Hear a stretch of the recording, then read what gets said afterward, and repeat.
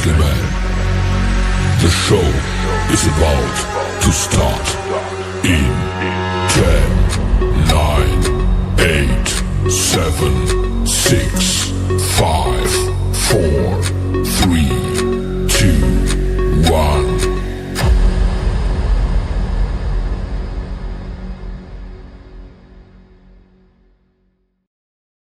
Goeiedag en welkom weer eens hier by Koffie en Kontrakte. Ek is Pieter weer eens. Ja, Pieter, baie dankie en baie welkom hier so by ons. Ek is nou, so almal weet nou al, my naam is Skalk. En ja, ons gesels bietjie vandag oor 'n baie opgewonde en 'n baie ding wat baie van kardinale belang is. En dit is huisinspeksies. Ja, dis reg Skalk, huisinspeksies is ons onderwerp vandag. Maar eers wil ek jou vra, wat het jy gedink van Saterdag se rugby? Man, dit was nou baie interessant. Ek het op 'n kol gedink, ons gaan dit nie maak nie. Ons het dan op die ou einde gewen en ons het die handsakgevegte ook gewen. Maar dit was ons span wat ons gehad het.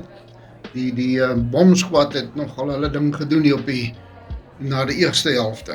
Ja, ek sien die ou van is koerantskrywer van Skotland wat so geskryf het dat dis onregverdig en al sulke goed, maar anyway, dis hulle probleem gewees. Hulle kan ook mos 'n bomsquad insit. Ja, en dis nie net ons Ja. toegeken nie, so, maar nou ja. Anyway, kom ons kyk gou, huisinspeksies soos wat ons gesê het. Daai onderwerp kan nogal 'n bietjie intimiderend wees vir kopers, veral as jy die eerste koper is. So wat presies behels 'n huisinspeksie en hoekom is dit so noodsaaklik? Ja, kom ons begin met die begin. Huisinspeksie is 'n omvattende ondersoek van die eiendom, se fisiese struktuur, en die stelsels in die huis, van die dak tot die fondasie.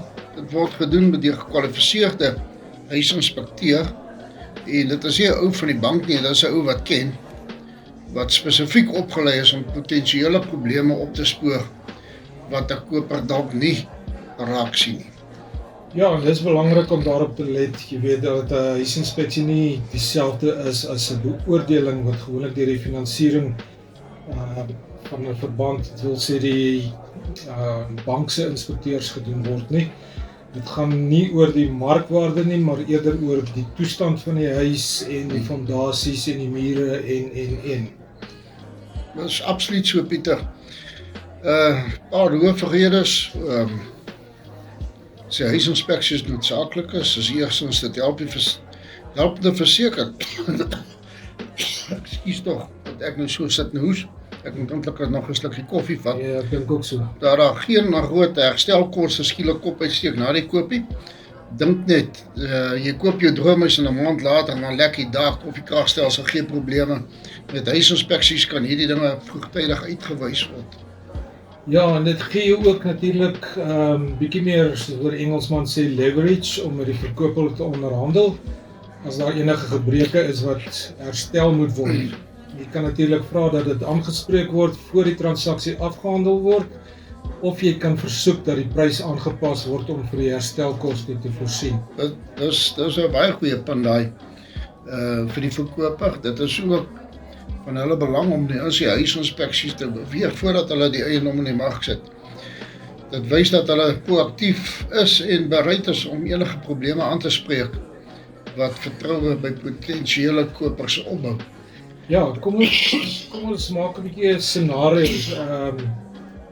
Jy weet, kom ons stel ons luisteraars voor aan hierdie ding. Kom ons sê jy's 'n koper en vind 'n pragtige huis in Bloemfontein en jy besluit om die koopkontrak aan te gaan sonder 'n inspeksie. Maar 'n paar maande later ontdek jy dat die fondasie strukturele probleme het, wat duisende rande se herstelwerk nodig het. En dit kon alles natuurlik vir my gewees het as jy 'n eenvoudige inspeksie van 'n paar uur laat doen het. Ja, dis 'n nagmerrie scenario, want maar dit gebeur meer gereeld as wat ons dink. Daarom is dit belangrik om die professionele inspekteur aan te klop. Iemand met die nodige ervaring en kwalifikasies. Ons wil ook luisteraars ook daaraan herinner om lisensies na te gaan en te verseker te maak dat die inspekteur van 'n goeie reputasie is, dieselfde as wat jy doen met jou eiendomsagent. Maak seker jy het 'n oordentlike en 'n goeie persoon wat dit vir jou kan doen. Ja, Skalk, wat 'n bietjie van die basiese proses van 'n huisinspeksie, wat kan 'n mens verwag? Ja, dis 'n goeie vraag. Die inspekteur sal die dak, die mure, die vloer, loodgieterswerk, elektriese stelsel, vensters, selfs die rondom die huis nagaan. Dit is nie 'n diepte analise soos 'n ingenieurswerk nie, maar dit gee die baie goeie idee, die algemene toestand van die huis. Die verslag word gewoonlik aan die koper oorgedra, met die bevindings insluitend enige ernstige en minder ernstige probleme. Ja, nee, kyk, Skalk, ek wil nou amper hierso 'n voorbeeld gee van so 'n ding. Ek het nou onlangs 'n verkooptransaksie gehad wat die koper die huis gekoop het sonder dat daar 'n inspeksie was of bouinspekteur of iemand dit kom inspekteer het, en hulle kom toe agter toe hulle nou die matte uithaal en die teelsel insit, dat daar's 'n nat kol op die vloer. En op die einde van die dag, om die lang storie kort te maak, het hulle agtergekom maar die vloer is te dun gegooi en daar was nie enige leak seal of daai plastiek wat hulle onder die vloer gooi wanneer hulle die vloer neergooi nie. So dit het hulle gekos om die hele sitkamer se vloer op te breek en dit oor te doen. Dis nou 'n slegte een daai. Dis baie sleg. Nou ja, Pieter, ja, die luisteraars moet onthou, as jy in die mark is vir 'n nuwe huis, as jy besig om jou eiendom te verkoop, oorweeg 'n huisinspeksie. Dit kan baie tyd, geld en kopseer gespaar, nie net vir jou nie, vir die koper, die verkoper en ook ons as makelaars wat die vorms moet invul en sê daar is nie fout nie, en dan sê ons daar is fout of daar is nie, en dan kom dit agterna en dan byt dit jou in die aksie in. So wees versigtig, mense moet daai goed maar liefst in plekke lê. Ja, Skalk, ek dink ons het vandag 'n bietjie meer insig net so kort gegee oor die belangrikheid van die huisinspeksies. Dis natuurlik 'n belegging in gemoedsrus en kan werklik 'n groot verskil maak met 'n eiendomstransaksie. Maar nou ja, dis al vir vandag se koffie en kontrakte hier met my en Skalk. Onthou om weer by ons aan te sluit volgende week vir ons volgende episode. So skink solank daar die koffie en bly op hoogte van alles in die eiendomswêreld. Tot volgende keer. Totsiens. Baie dankie, lekker dag, totsiens. The views expressed in this podcast are for informational purposes only and should not be construed as legal or financial advice. Always consult with a qualified professional before making any real estate decisions.